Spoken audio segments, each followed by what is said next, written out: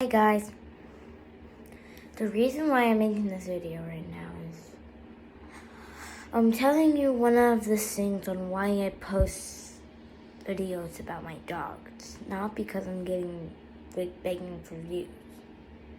It's because it's stuff that I like to talk about.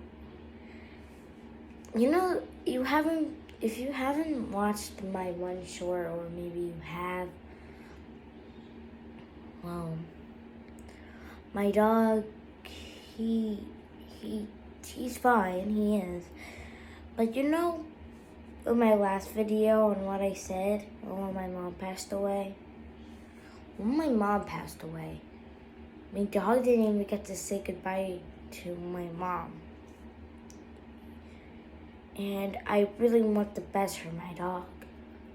So I post these videos all because I want people to know that the reason why Holmesy is my BFF, because he's the last memory I have of my mom. And it's gonna be sad when one day he'll go see my mom. But I want the best for him. So guys, I'm doing a lot of things in my life alone. I'm not talking about the whole story you probably saw in my last video.